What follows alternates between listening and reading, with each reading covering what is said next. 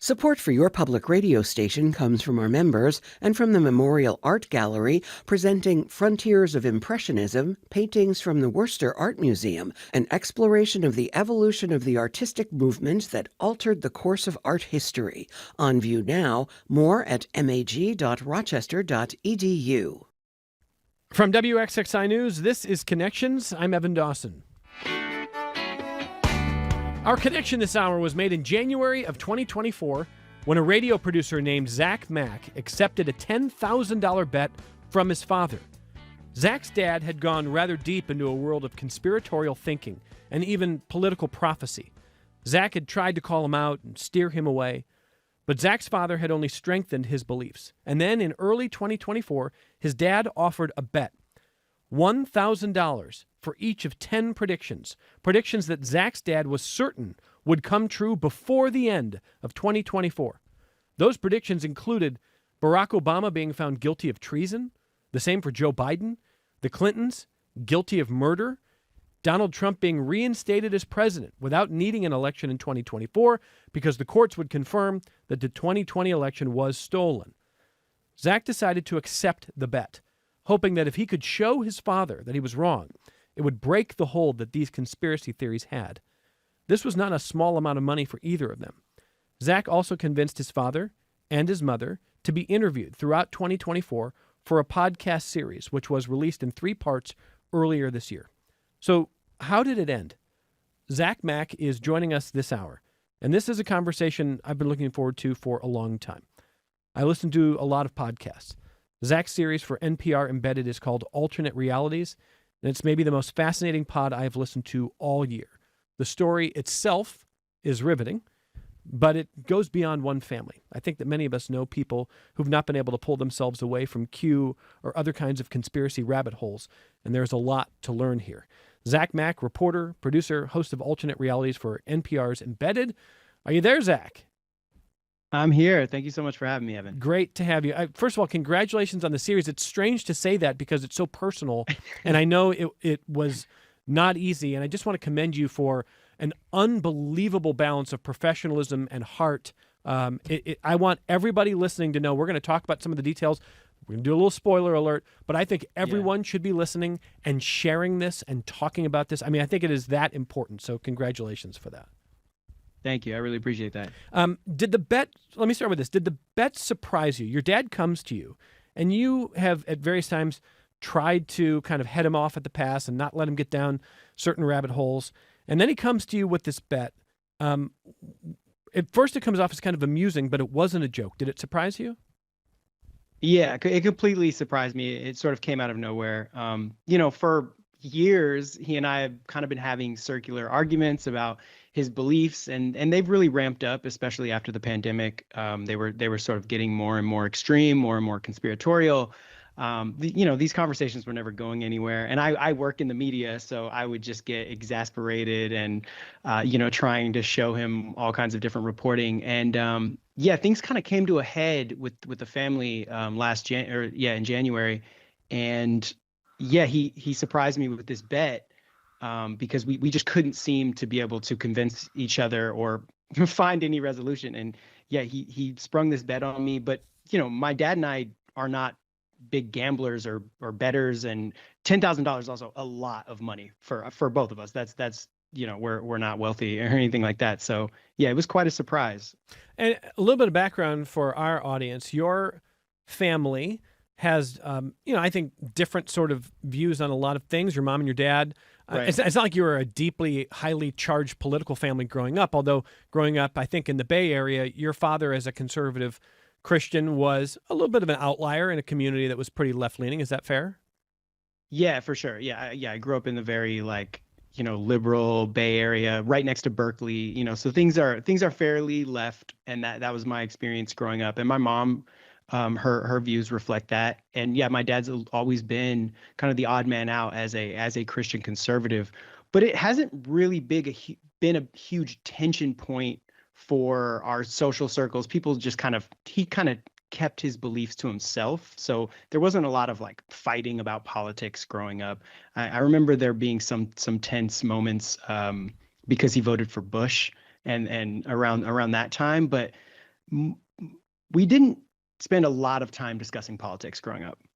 And then after the pandemic, during and after, he gets more vocal. He goes, Yeah. as a number of people did in this country, kind of down some of these rabbit holes. And one part that I thought was really interesting was counter to what I would have expected, given what I knew about the series going in. I would have thought, well, it was Q that pulled him down. Instead, he was finding, you weren't exactly sure what the source was, but once you knew what Q was, you tried to kind of tell him, hey, you're gonna encounter this thing called Q. Don't go there. It's a bad idea. And tell us what happens with that. Yeah. So again, because I work in media and I'm just younger and like much more online, and my dad is not, he's not like someone who, he's not on social media. He doesn't really understand how to use the internet. Technology is this very foreign and difficult language for him to speak. So I'm always up on things before he is usually, right? And so I could just see him getting more and more into conspiracies, and I could see that down the line he was eventually going to encounter the QAnon conspiracy. And so I tried to head it off way in advance. I was like, hey, have you heard of this? And he was like, no, I haven't heard of it. And I was like, okay, well, here's what it is. It's going to eventually come across your desk. And when it does, you'll know, that it's not true. And I think it ended up backfiring because it sort of piqued his curiosity.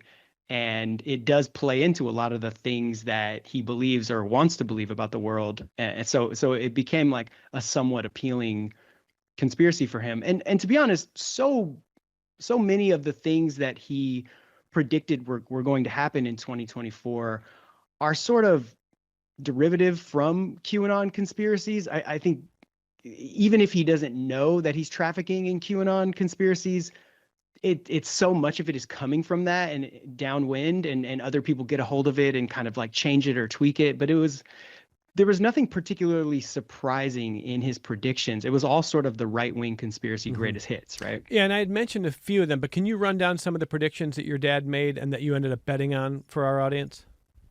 Yeah, he predicted that a lot of the top Democrats would be rounded up and convicted of treason. So yeah, Biden, the Clintons, Obama, Nancy Pelosi.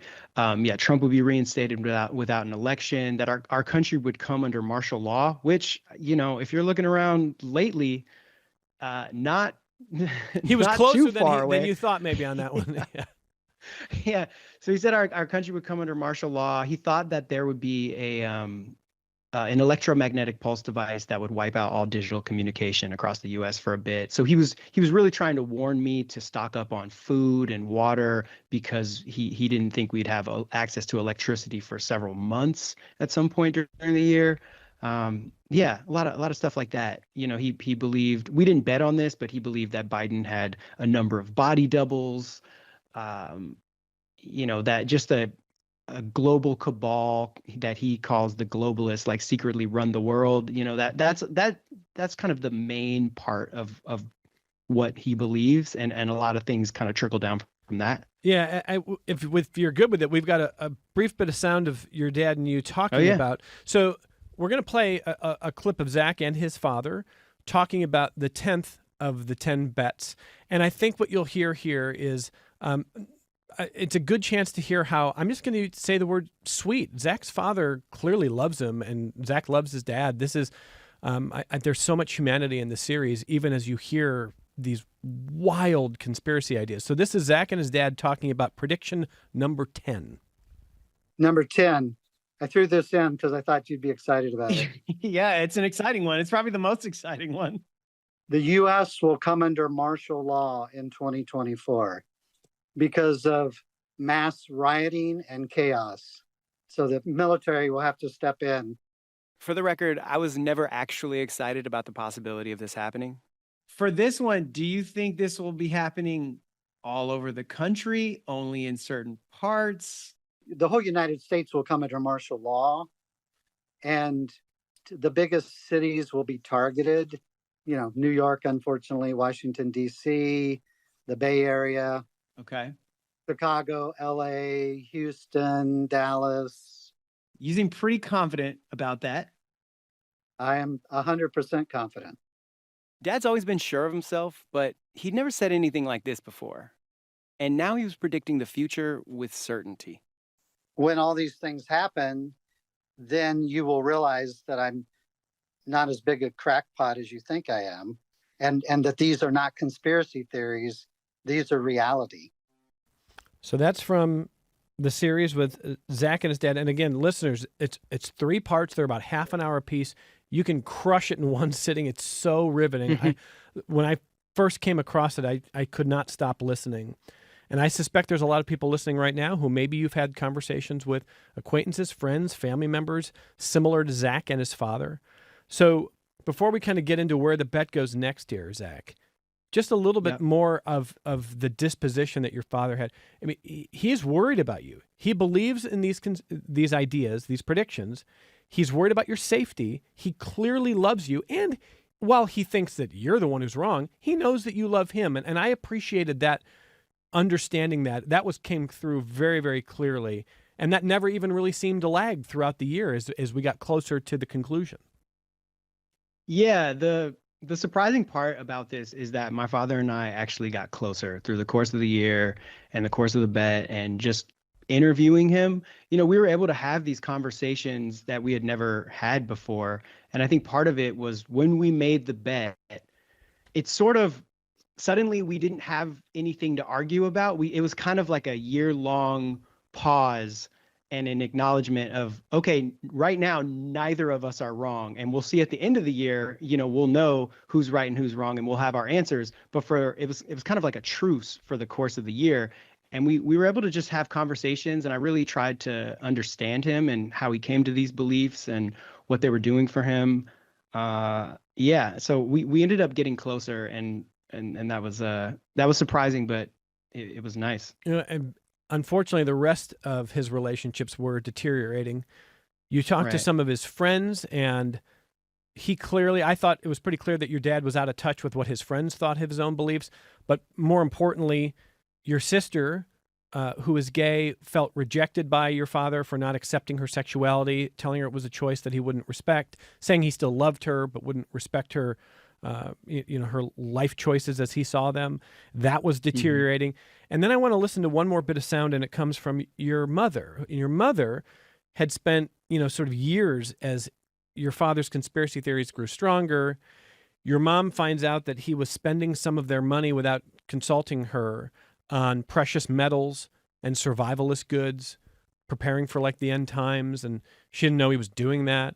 And so at first she's like, I don't want my son and my husband betting on this stuff. But it turns out she actually ended up thinking it was a good idea for the reasons you're going to hear in this clip. I want a date, and then when that date happens, the precious metals gets returned to cash. The flats of water go back to Costco. You do something else with the food generators we now have, and you move on. I have been very clear that I'm not sure how much more I can take. And I've even said, I'm considering leaving, ending the marriage. You said that to him? Yeah, which is very hard for me to say because I'm 69. I'm about to retire. Not necessarily the life I had planned for myself, to be alone. But what kind of life do I have now? Man, I got to say, Zach, that is hard to hear. And I know it had to be hard for you to go through. Did you, at any point throughout the year, think about pulling back and saying, like, this is getting too hard, this is too much damage, I don't know if I should go through with this podcast series? I didn't. I had a really hard time making the show, and it brought up a lot of emotions for me, and it was just a really emotionally grueling production to go through. And hats off to my team at NPR and everybody at Embedded who dealt with me going through a lot of those emotions that somehow, that would sometimes exhibit as like bad behavior or me being incredibly moody and difficult. But I didn't feel there was nothing that happened that made me want to pull the series. But they, to NPR's credit, they asked a lot of times, like, are you sure you want to go through with this? How are you feeling? We can stop at any time. But there just didn't seem to be a clear reason to stop, and also no one in the family felt that way either. Everybody was fine with it going through. I had the complete support and participation of my mom, sister, and dad. Like, everyone was involved. There was no one who chose to sat out or thought it was a bad idea. So I think that support from the family really helped. If there is one podcast series, listeners, that I would urge you to consume this year that maybe you weren't aware of, this would be the one. Alternate Realities, a 3-part series on NPR about Zachary Mack's attempt to sort of pull his dad out of conspiratorial thinking, and the $10,000 bet between them about 10 different predictions his dad made about American politics and American society. It is so well done, very, very human, at times very, very hard to hear. But listeners, as we go throughout this conversation, we're going to talk in a moment about what happened. But I want to hear from you. I mean, Zach probably unfairly gets painted as, well, now you're the expert on conspiracy thinking and what you do about that. And there's not one answer for that. But listeners, if you've got questions, comments, it's 844-295-TALK. It's toll free, 844-295-8255, 263-WXXI if you're in Rochester, 263-9994. Email the program, connections@WXXI.org. You can join the chat on YouTube if you're watching on the WXXI News YouTube channel. If you've had experience with conspiratorial thinking yourself, someone you love, we'd love to hear from you on that. Now, to your father's credit, Zach, he said from the start that while he was sure he was going to be proven right and you were going to be out $10K, he said if he's wrong, he's going to pay, and that he'll admit he was wrong. And then the year progresses, and I'm listening to the series, and it's getting late in the year, and it's pretty clear none of this stuff is going to happen. And yet, he did not seem to lose confidence at all. That was remarkable, and I was wondering if that was kind of like a red flag to you. Like, he is not... We're getting late in the year here. Nothing's happening, and your dad is rock solid on these 10 predictions. Yeah, I mean, this is the first time we've sort of gone through something like that. But as I was doing research throughout the year, and this sort of thing happens with conspiracy theorists and people who are in, doomsday cults and stuff like that. There's a really seminal work called When Prophecy Fails that's all about a doomsday cult in Chicago that believed aliens were going to come. I think this was in the 50s, and most of the world would be destroyed, and just a few of them would be rescued. And then, when that didn't happen, when the date that they believed that was going to happen passed, a lot of the followers doubled down and just thought, hey, we got the date wrong. So we've seen plenty of instances throughout history of this sort of behavior and this sort of thinking. It's really hard to let go of something you feel so certain is going to happen. So it wasn't a huge shocker when he continued to be confident in these beliefs. And I don't think it's spoiling anything to then say that the bet about these 10 predictions that would happen before the end of 2024, that none of them happened. Barack Obama was not he was arrested. 0 for 10. He was 0 for 10. Barack Obama was not arrested for treason. Joe Biden was not arrested for treason. The Clintons did not get convicted of murder. Trump was not reinstated before the election. On and on it goes. And he's 0 for 10. Right. And it turns out, well, tell people what happened. I mean, he paid you, right? Yeah, I mean, we're still working out some of the finances because right when the bet finished, he lost. He ended up, and this is not part of the series, so I'll just reveal it here. He challenged me to a second bet for $10,000 on 10 different predictions. No so way. He had 10 new predictions. Yeah. And double or nothing. I wasn't a double or nothing, exactly. So I wasn't really excited to just do this again because it had been so emotionally exhausting for me to make this show and go through this process. But part of the reason I accepted the second bet that we are currently in, so we have 2 months left until that bet ends. And, spoiler alert, he's 0 for 10 so far on his new set of predictions. But the reason I accepted it, I said, okay, at the end of the year, if I go 10-0 again, then I want us to look at your media diet, and I want to be able to make changes to your media diet, and I can give you some new resources, and I'm going to eliminate current resources of yours, because I basically said, hey, if you go 0 for 20 in 2 years, that seems like a pretty bad track record, right? And he agreed at the time that if he was 0 for 20, that would indicate he had gotten a hold of some bad information. So we'll see what happens in 2 months. Oh my good. Are you allowed to reveal what any of the new 10 predictions are? So I think the theme for the first line of predictions was a lot of political upheaval in the wake of Trump coming back. And the theme in the second round of predictions is a lot of, now that Trump is in office, all these things will be revealed, that Barack Obama and Gavin Newsom and Joe Biden were all illegitimately elected, that the truth about the JFK and the RFK assassinations would come out, that basically with Trump in office, all this truth would come pouring out, and in a way that it would be indisputable, that, you know, so much that I would believe it. And so I stipulated that I gave him 18 different news sources, all owned by different entities. And I said, okay, well, one of these 18 different news sources would need to confirm these. And he agreed to that, because the thing is, he already believes in all this stuff. And, you know, I could go to any of his corners of the dark web, and it would be technically confirmed, right, that Barack Obama was illegitimately elected. But I was like, okay, but I need like the Atlantic or Vox Media or the New York Times. I need one of them to confirm this. And I gave him 18 different choices. Okay, so he's going to be 0 for 10 again.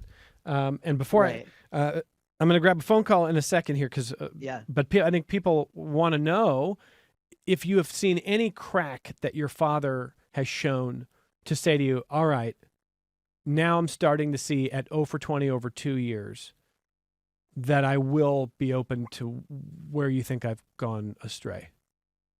Not really. I've not really seen any crack, and we'll see what happens in 2 months when, you know, when everything has been confirmed. But I've not seen a crack. I still see that same confidence, and you know, some of it makes sense. And to be honest, as I've continued speaking to experts and people and psychologists who work with, you know, people who are in cults or very into conspiracy theories, you know, one of the things, I'm not going about this the right way. You're really not supposed to make a bet with someone, because it doesn't allow them to sort of be wrong with dignity. You know, it's a little bit of like, I'm right and you're wrong, and it doesn't create the safest environment to be wrong. Now, you know, I wasn't the one who came up with the idea for the bet. I simply just accepted the bet. But I do think in terms of like psychology, a bet is not the best way to pull someone out of the rabbit hole. Yeah, that's fair. Although I could really sympathize with what your mother said, which was just, I want a deadline.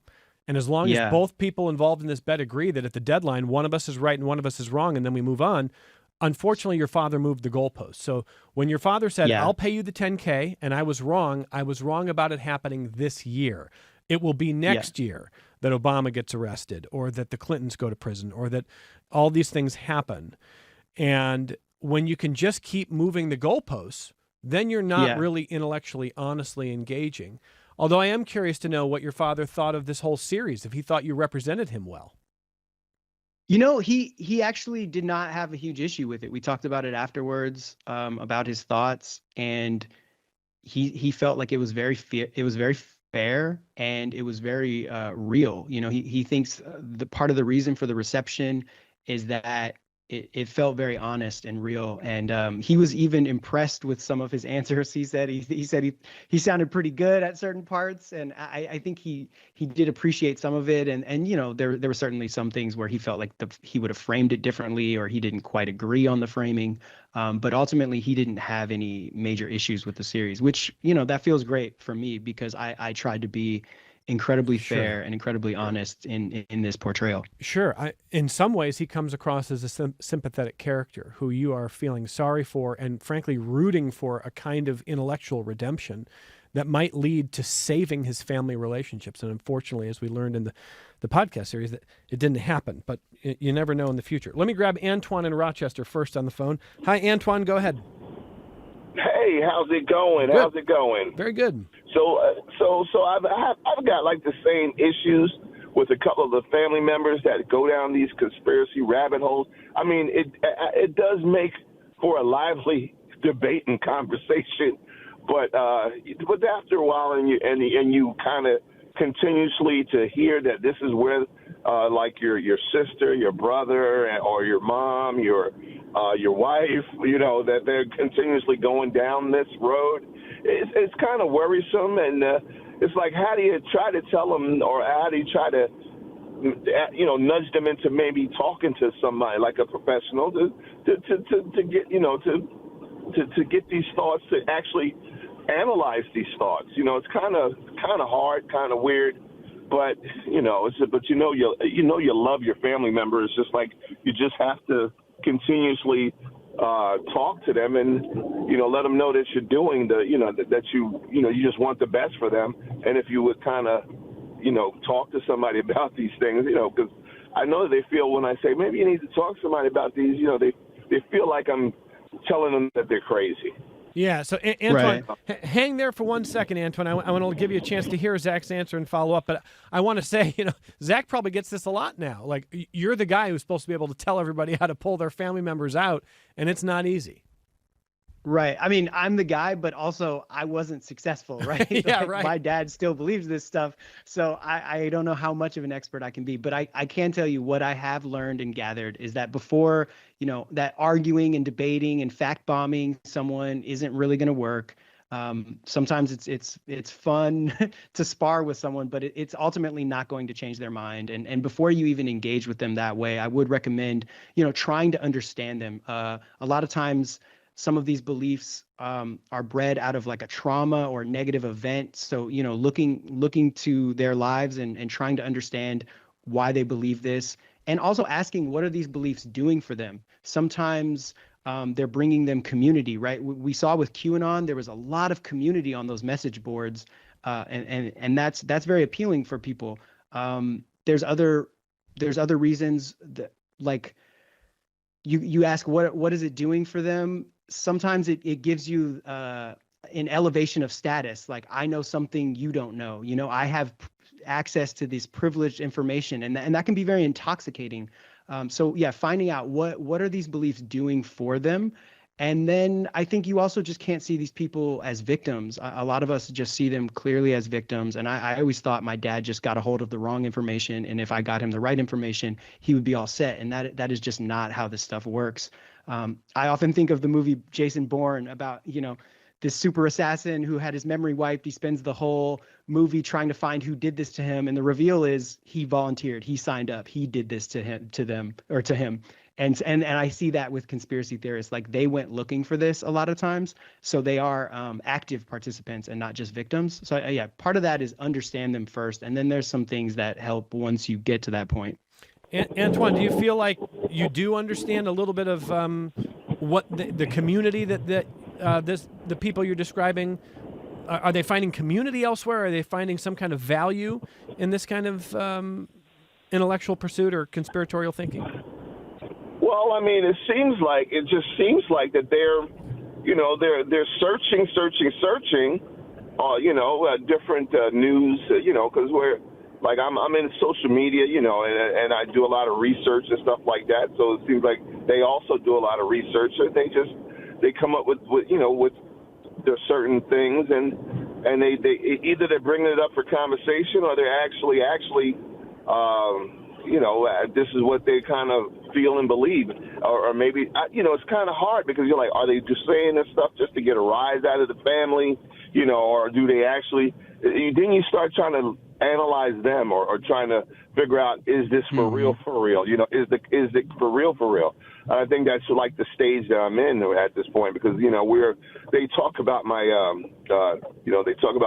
my actions on social media, because I'm like a personality on TikTok and Facebook and all that good stuff. But then they go on, but they're going on the social media and different internet stuff for a whole different perspective, or a whole looking for these. I don't know. It's just strange. It's strange, but I do love my family. I love them all, and that's why I'm like, it concerns me, and I'm like, are they for real, or are they just doing this to see what we're gonna say?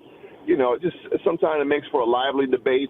Sometimes things get heated, sometimes, and then sometimes we just all kind of just like laugh about it. So I don't know.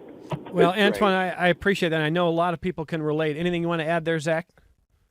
Yeah, I do think humor is really helpful with these conversations. I think creating, you want to create a safe space for someone where if they are wrong, they can kind of come back to the other side dignified. That's why arguing and debating is like pretty tough, but just inquiring, like, how did they come to these beliefs? Where did they get this information? What about this? Have they considered this? Sort of, there's ways to like kind of poke at it without being antagonistic. I think that's helpful. There's another thing called third-party processing. So you're talking about someone that's not them or a situation that they're not involved in, and you're sort of talking about it. And sometimes, when you observe something else, you can then kind of see that same behavior or some similarities in yourself.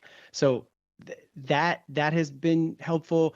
There's also a lot of research groups who have been working with AI chatbots, because AI chatbots, basically, inevitably, when you're arguing with a conspiracy theorist, you're gonna get to some point where you don't know enough about the thing that they're talking about, right? There's just no amount of research you can do. They'll eventually get to something that you don't know that much about, and you can also lose your patience, right? But some of these chatbots just have access to like infinite information, and they have infinite patience, and so that has been effective for some people. And then also just, I think, making sure the person is getting their needs met. I told one of the experts I knew, his parents were really into QAnon. And then they moved into a retirement home, and they have all these new friends, and they're golfing, and he's like, they're having a great life, and they never talk about QAnon anymore. And I think that's just a direct result of these people are getting their needs met. Antoine, good luck to you. Rachel in Canandaigua says, this is so interesting and sad. I have a friend who is very much in the rabbit hole, and it definitely strains our relationship. I've tried guiding people toward a website called The Tangle, which is less partisan, might be helpful for his father to try that site for a while. Rachel, I got to tell you, Isaac Saul and I both ended up, Isaac Saul is the creator of The Tangle.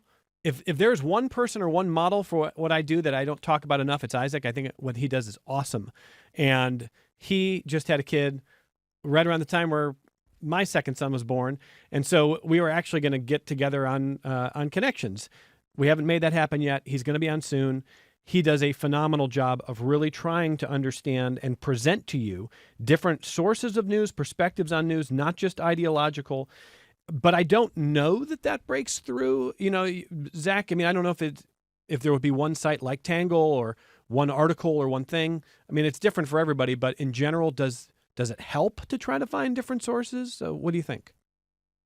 I do think it's helpful. Media literacy is a huge problem. I do think I love what Isaac's doing with The Tangle. I've spoken to him a number of times. Yeah, I've actually I interviewed him, that we might use that interview for like a new episode, and I just used it at a conference I spoke at. So I think Isaac is doing like incredibly responsible work. I think sometimes showing people a variety of news coverage, especially if they're reviewing the same story and looking at the way different outlets are covering the same story and same set of facts, you can pretty quickly point out the bias there. And I do think Isaac just parses that well. So I think generally that stuff is helpful. But again, in cases like my father, he has his mind made up, and he's going in search of confirmation of what he already believes. And that's tough. When we come back from our only break of the hour, we're coming back with Zach Mack, Gerald in Geneva. I'll take your phone call. I've got a pile of other emails to get to. A lot of interest in what Zach is doing. If you're just encountering Zach for the first time, please find, listen to, and share his 3-part series through NPR Embedded. It's called Alternate Realities. It's about the $10,000 bet that his father made him, and he took his dad up on the bet. $1,000 for each prediction his dad made about conspiracy thinking in 2024. And what that revealed about their relationship, what that revealed about conspiratorial thinking. It's really, really important stuff. We'll come right back. More of your feedback for Zach on the other side. Support for your public radio station comes from our members and from Mary Cariola Center, supporting residents to become active members of the community, from developing life skills to gaining independence. Mary Cariola Center, transforming lives of people with disabilities. More online at marycariola.org. This is Connections. I'm Evan Dawson, and this is Gerald in Geneva. Listen on Finger Lakes Public Radio. Hey, Gerald, go ahead. Hello. Can you hear me? We can hear you. Go ahead. Thank you. Jonah Goldberg, in his work on in the Dispatch, a curated news site, has claimed that one of the attractions, he suggests that Tucker Carlson is targeting his messaging at the conspiratorial mind. In a way to make money, or at least in a way that rewards Carlson well. I was wondering if your guest uncovered any suggestion of mere money making off of peddling these conspiracy theories, or to us, basically that if your guest has uncovered any sense Yeah, that sure. Yeah. these resources that his father's using are benefiting financially from his father's Oh, use. yeah, absolutely. Go ahead, Zach. People make money off conspiracy theorists all the time. I think there's lots of money to be made and there's lots of snake oil to be sold, right? I mean, we live in a world on social media where anybody can kind of say anything, and it's you see a lot of wellness influencers, don't take this vaccine, but you buy my essential oils from this store. With conspiracy theorists, just in general, like you're getting money from ad revenue just by views. I think the more extreme views and predictions and ideologies tend to get more clicks, things that spark more emotion.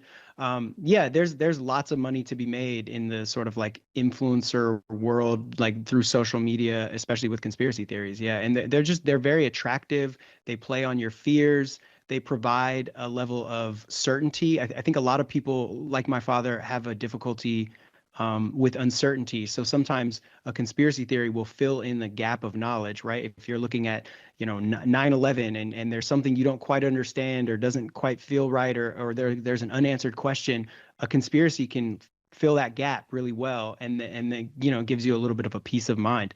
So yeah, there's lots of money being made on this stuff, and I also just think people like wielding influence and power and being like a voice for people. And yeah, it's an attractive role. And I think some of these people genuinely believe it. And I think there's also a lot of bad faith actors. I would place Tucker Carlson in the bad faith actors category. I think he's pretty aware of what he's doing. It would be my guess, but who knows? Well, I mean, a good example. And by the way, Gerald, thank you for listening on WEOS, Finger Lakes Public Radio, 89.5 FM throughout the Finger Lakes.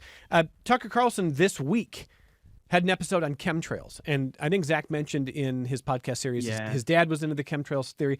The chemtrails thing is so wild to me because it is the idea that there are both private pilots and then airline pilots for big companies in the United States and around the world, and they're working apparently with members of government, and it involves thousands of people, but no one has ever, revealed it. And instead of just assuming that what you see in the sky when an airplane flies is condensation, frozen ice crystals, which is what it is, it's actually a weather or geoengineering plot to poison us or poison the atmosphere or control the weather, some variation of those things. And Tucker Carlson not only entertained this, but his whole headline this week was, "We finally confirmed that it's true and it's worse than you think." And it is not true and it is not worse than you think. And that's when I think Zach is right, where you go, he has to know better. Now, the people he's talking to maybe don't, but he does. He's making a lot of money on that. Yeah, I think he knows better. And it's always funny to me when I find a lot of these people who traffic in these conspiracies think very little of the government. My father thinks the government, it just has no ability to organize itself, can't get anything right, or he wouldn't want them in charge of tying his shoe. But then they're also pulling off the most elaborate, intricate, complicated, conspiracies on the side. It's just like, which is it? He thought that that COVID was a bioweapon released by the Chinese, but that it also wasn't a big deal and that he didn't need to wear a mask, and those are conflicting, right? It's like, well, which is it? Is it a bioweapon or is it not a big deal? Yeah. But again, when you point that out to him, when you say, if the government is totally incompetent, then it couldn't possibly execute hundreds or thousands of people in multiple countries pulling off this weather control or geoengineering thing. Right. Does that doesn't crack it at all for him, does it? Nothing I've done yet has seemed to crack it, but we're going to keep working. I'm committed. Let me read an email from Charles who says, "Can we at least acknowledge that there are some conspiracy theories that end up being true? I'm old enough to remember when it was a dangerous conspiracy theory that Joe Biden might not be fit for the presidency or even making all the decisions of his presidency. Now, no one doubts that, including even NPR." And he says, "And furthermore, that when someone points out a true statement, something we can all see, and gets told they are crazy or far right, maybe that angers them a bit. People don't like being called stupid, outright or implied." people don't like being called conspiracy theorists, and I get it. There's something insulting and dismissive about that label. And yeah, for sure, there are conspiracies, right? We've seen them for years and years. We saw it with Nixon, and I think for a long time, people on the left thought there was nothing to the quote unquote Epstein files, Right. and things just keep trickling out, right? It keeps getting weirder and weirder and darker and darker. So yeah, of course, there are conspiracies. I think where you can get into trouble is where there doesn't seem to be a lot of supporting evidence and you believe it to a certainty. I think it's fine to suspect things or to think things don't quite add up. It's the believing to a certainty. And also, for example, a conspiracy theory that I believe in is that the NBA is kind of rigged, especially when it comes to the draft and like everything that went down last year with the Dallas Mavericks. If you follow the NBA, you know what I'm talking about. Oh, yeah. But there's not a lot of evidence to support that. There's a lot of like circumstantial evidence. And to be honest, I'm fine being wrong, right? It's totally fine if I'm wrong. It doesn't upend my worldview if I'm wrong about the NBA. It's sort of harmless. And I think where some conspiracy theorists like sort of get into trouble is where if this belief is wrong, it can upend their worldview. It becomes their identity. Right. Yeah, I'm kind of with you on basketball. I hate to say it. I'm from right. I'm from sus. Cleveland. I feel like this is my Cavs year, and then at the same time, I'm from Cleveland, and I'm watching two pitchers maybe go to prison for years because they were in a betting scandal, and I'm going, is nothing legit anymore? It's easy to start to doubt, and that's another thing. I mean, like we're kind of riffing on it, but Zach brought up earlier that uncertainty is a gateway to conspiracy thinking. So it's easy to look at the arrests of these Cleveland Guardians pitchers or Terry Rozier in the NBA and go, well, everything is rigged or nobody is on the up and up. All players must be. And we don't have evidence that it's worse. It's easy to think that it's not, that it's worse than we know, but that kind of is the crack. Now, the NBA isn't all that serious. Baseball isn't all that serious. But when you've convinced yourself that there's going to be martial law or that the government is trying to control the weather or poison you, then you can form an identity around that. And that uncertainty is where the door opens. But it takes some humility, like you say, Zach, to say, if I'm wrong, and I'll own it. Yeah. Yeah. And those are really scary beliefs. So you want to be right about those. You want to do your research and uphold, make sure there are real facts. But I just think like stuff with like the 2020 election and weather controlling events, there are really incredible journalists on the case. Like that would make your career if you got a hold of that story. It would make your career. People are trying to find that stuff out. And I think the fact that we haven't says something in itself. Can I ask you a little bit about Epstein? You mentioned Epstein, and oh yeah, sure. So the interesting thing there's a lot of interesting stuff about Epstein thing to me, but really what's interesting to me in this moment is that for years it was J.D. Vance and Donald Trump and others who were saying like, what is the media hiding from you? And, the files should be released, and Marjorie Taylor Greene and Lauren Boebert, and get the files out. And it's going to show that, the Clintons and everybody else were in on it, and they were trafficking all these girls. And then Epstein dies in prison, and what happened there. And there's some legitimately weird stuff there that would make you wonder. Right. But now that the Republican administration gets in, you got a lot of like Mike Johnson's suddenly not interested, and J.D. Vance is suddenly not interested, and Trump is like, I thought this was asked and answered. It's like, I wonder how someone like your father, who viewed Trump as kind of a white knight in this story, or I would think, I don't know, how does he see the way that story has kind of flipped a little?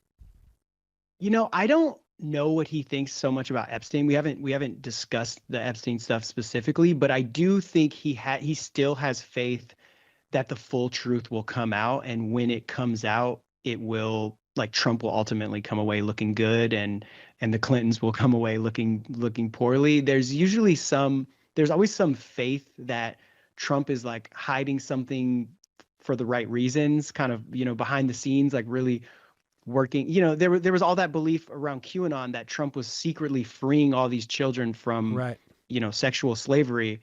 And it's like, I don't know where that came from. That wasn't the case, but people really believed in him anyway, despite what was happening in front of our faces. But yeah, and I have another friend. I have a very pro MAGA person who I went to college with, and we text a lot, and she traffics in conspiracy theories sometimes as well. And she's a huge Trumper. And I can even see her getting pretty disheartened about the Epstein stuff. It just doesn't seem like it's adding up for her, and it does keep looking worse and worse for Trump. So I do think there are cracks starting to show when it comes to that one specifically. Yeah, I would also caution, though, your work, Zach, helps remind us that maybe we're not all prone to the same sort of conspiracy rabbit holes, but we're prone to confirmation bias. We're prone to poor thinking. So if you are not a Trump fan, I think the tendency right now, or the pull, like the desire, is to see him go down with this and to say, oh, Right. this is going to reveal that he was one of the top abusers. When I think it's clear Trump was hanging with Epstein. He was with him a lot. There's video. There's young women or girls sitting on his lap. You know, he's got the white man's overbite going, and he's got the dance moves, and he's, you know, I mean, all the weird stuff that doesn't look comfortable. But I still think you have to wait for as much evidence as you can get, and not just let your confirmation bias tell you, well, we know that he did all of these things. Totally. Yeah, it's clear they were friends. It looks likely that he knew what was going on to some degree.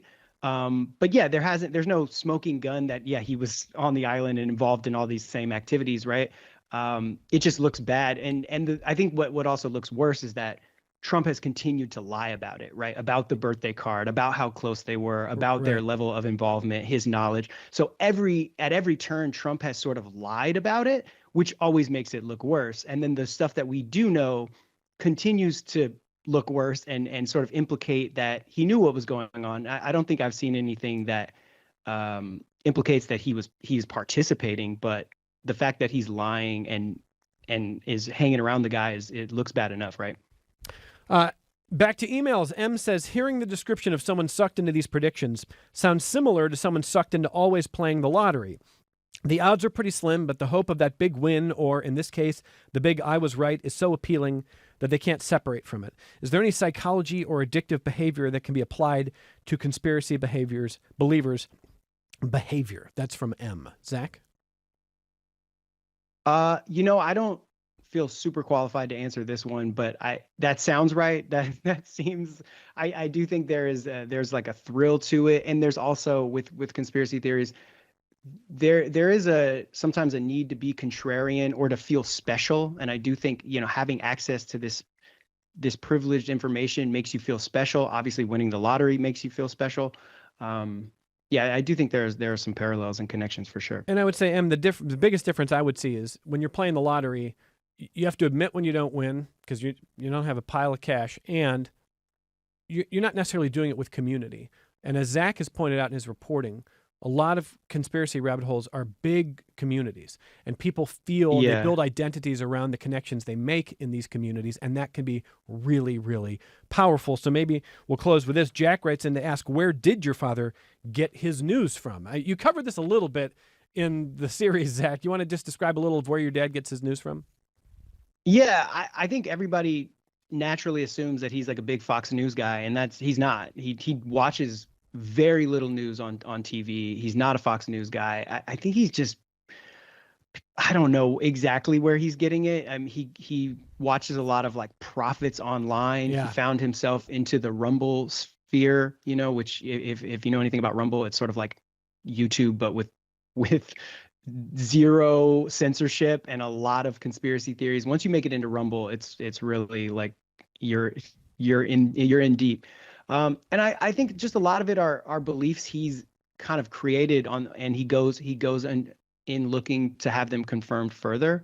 But yeah, it's a lot of religious figures who sort of traffic in prophecy and beliefs about like Trump being this like sort of holy white knight figure. Yeah. And so a lot of it is tied up in religion specifically. And a lot on YouTube, a lot online. So let's close with this here. There's a lot of talk that people have, and I'm sure you've heard it. People say, well, if you voted this way, unfriend me on Facebook, or I'm going to cut you off out of my life. And people might feel the same way about conspiratorial thinking. If you believe this, I can't. And now, granted, your sister really kind of cut off her relationship with her dad for a very different reason. He was not accepting her sexuality and who she is as a person. I understand that. And your mother, my heart broke for her. She felt like the marriage and the person that she had was gone. And I totally get that. But your efforts to maintain a relationship with your dad continue. So 45 seconds, what would you say to people who say, well, I'm just not going to talk to my cousin anymore. I'm not going to talk to my dad anymore. Like I'm going to cut them out of my life over this. Yeah, I think it's everybody's individual choice. I don't think there's a blanket answer of you should keep someone or you should cut them off. How much is it impacting your guys' relationship? What relationship is left once you get around these views? Can you guys coexist without talking about this stuff, or is just this all it is? It's everyone's own math problem to do and to work out. But I think for my father and I, we're still able to enjoy each other's company and have a relationship. And so, we are continuing our relationship. And luckily my father and my sister have spoken several times since the show, and there's some repair happening. But yeah, I think that's really, it's everyone's own decision to make. But I do think, to the extent that you can, it does really benefit. The more humanity you can see in someone, the more love you can bring someone, usually the better off it is, even in having these difficult conversations around their beliefs. And if you're likely not going to change their mind. I wouldn't stake it on if you can change their mind or not. It's going to have to work if you don't change their mind. Hey, what's your website for people to follow your work in the future? It's zachmack.org, ZACHMACK. I'm on Instagram. It's such out. good I work work here. at Vox Media. Alternate Realities, the series on NPR. Thank you so much, Zach. Congratulations on such important work, and thanks for sharing the hour with us. Yeah, thank you so much. I appreciate you. That is the great Zach Mack. Such a good series. From all of us, thanks for listening. We're back with you tomorrow. This program is a production of WXXI Public Radio. The views expressed do not necessarily represent those of this station, its staff, management, or underwriters. The broadcast is meant for the private use of our audience. Any rebroadcast or use in another medium without expressed written consent of WXXI is strictly prohibited. Connections with Evan Dawson is available as a podcast. Just click on the Connections link at WXXInews.org.